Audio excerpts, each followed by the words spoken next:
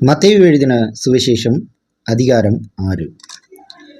மனுஷர் காண வேண்டும் என்று அவர்களுக்கு முன்பாக உங்கள் தர்மத்தை செய்யாதபடிக்கு எச்சரிக்கையாய் இருங்கள். செய்தால் பரலோகத்தில் இருக்கிற உங்கள் பிதாவினிடத்தில் உங்களுக்கு பலனில்லை. ஆகையால் நீ தர்மம் செய்யும்போது மனுஷரால் புகழப்படுவதற்கு மாயக்காரர்கள் ஆலயங்களிலும் வீதிகளிலும் செய்வது போல உனக்கு முன்பாக தாரை ஊதுவியாதே. அவர்கள் தங்கள் பலனை அடைந்து தீர்ந்ததென்று மெய்யாகவே உங்களுக்கு சொல்லுகிறேன். நீயோ தர்மம் செய்யும்போது உன் தர்மம் அந்தரங்கமாய் இருப்பதற்கு உன் வலது கை செய்கிறதை உன் இடது கை அறியாதிருக்க கடவது. அப்பொழுது அந்தரங்கத்தில் பார்க்கிற உன் பிதாதாமே உனக்கு வெளியரங்கமாய் பலனளிப்பார். அன்றியும் நீ ஜெபம் பண்ணும்போது மாயக்காரரை போலிருக்க வேண்டாம். மனுஷர் காணும்படியாக அவர்கள் ஜெப ஆலயங்களிலும் வீதிகளின் சந்திகளிலும் நின்று ஜெபம் பண்ண விரும்புகிறார்கள். அவர்கள் தங்கள் பலனை அடைந்து தீர்ந்ததென்று மெய்யாகவே உங்களுக்கு சொல்லுகிறேன். நீயோ ஜெபம் பண்ணும்போது உன் அறை வீட்டுக்குள் பிரவேசித்து உன் கதவை பூட்டி அந்தரங்கத்தில் இருக்கிற உன் பிதாவை நோக்கி ஜெபம் பண்ணு. அப்பொழுது அந்தரங்கத்தில் பார்க்கிற உன் பிதா வெளியரங்கமாய் உனக்கு பலனளிப்பார். அன்றியும் நீங்கள் ஜெபம் பண்ணும்போது அஞ்ஞானிகளைப் போல வீண் வார்த்தைகளை அலப்பாதேயுங்கள். அவர்கள் அதிக வசனிப்பினால் தங்கள் ஜெபம் கேட்கப்படும் என்று நினைக்கிறார்கள். அவர்களைப் போல நீங்கள் செய்யாதிருங்கள். உங்கள் பிதாவை நோக்கி நீங்கள் வேண்டிக் கொள்கிறதற்கு முன்னமே உங்களுக்கு இன்னது தேவை என்று அவர் அறிந்திருக்கிறார். நீங்கள் ஜெபம் பண்ண வேண்டிய விதமாவது: பரமண்டலத்தில் இருக்கிற எங்கள் பிதாவே, உம்முடைய நாமம் பரிசுத்தப்படுவதாக. உம்முடைய ராஜ்யம் வருவதாக. உம்முடைய சித்தம் பரமண்டலத்திலே செய்யப்படுகிறது போல பூமியிலேயும் செய்யப்படுவதாக. எங்களுக்கு வேண்டிய ஆகாரத்தை இன்று எங்களுக்கு தாரும். எங்கள் கடனாளிகளுக்கு நாங்கள் மன்னிக்கிறது போல எங்கள் கடன்களை எங்களுக்கு மன்னியும். எங்களை சோதனைக்குட்பட பண்ணாமல் தீமையினின்று எங்களை இரட்சித்துக் கொள்ளும். ராஜ்யமும் வல்லமையும் மகிமையும் என்றென்றைக்கும் உம்முடையவைகளே, ஆமேன் என்பதே. மனுஷருடைய தப்பிதங்களை நீங்கள் அவர்களுக்கு மன்னித்தால் உங்கள் பரமபிதா உங்களுக்கும் மன்னிப்பார்.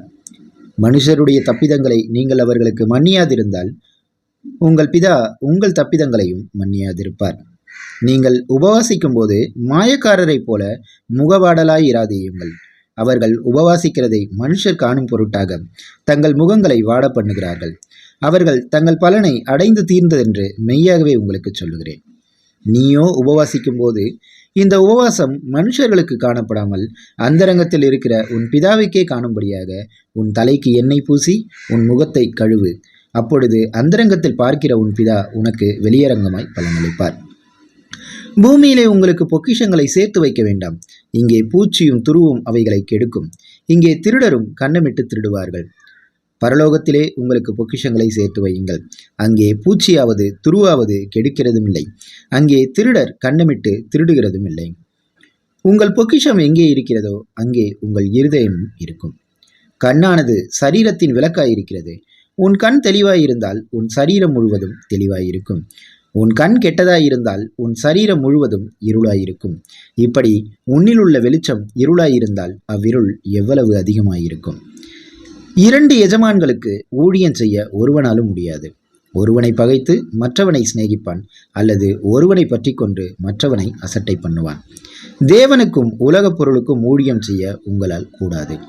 ஆகையால் எண்ணத்தை உண்போம், எண்ணத்தை குடிப்போம் என்று உங்கள் ஜீவனுக்காகவும் எண்ணத்தை உடுப்போம் என்று உங்கள் சரீரத்துக்காகவும் கவலைப்படாதிருங்கள் என்று உங்களுக்கு சொல்லுகிறேன்.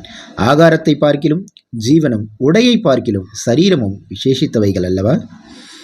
ஆகாயத்து பட்சிகளை கவனித்து பாருங்கள். அவைகள் விதைக்கிறதும் இல்லை, அறுக்கிறதும் இல்லை, களஞ்சியங்களில் சேர்க்கிறதும் இல்லை. அவைகளையும் உங்கள் பரமபிதா பிழை போட்டுகிறார்.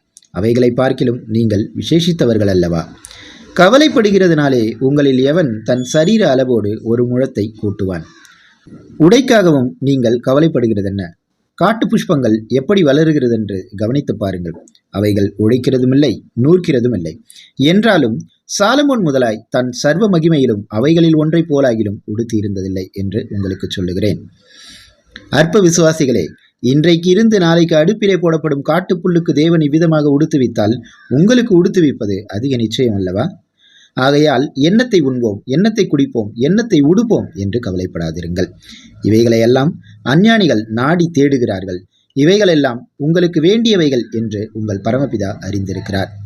முதலாவது தேவனுடைய ராஜ்யத்தையும் அவருடைய நீதியையும் தேடுங்கள், அப்பொழுது இவைகளெல்லாம் உங்களுக்கு கூட கொடுக்கப்படும். ஆகையால் நாளைக்காக கவலைப்படாதிருங்கள், நாளைய தினம் தன்னுடையவைகளுக்காக கவலைப்படட்டும், அந்தந்த நாளுக்கு அதினதின் பாடுகள் போதும்.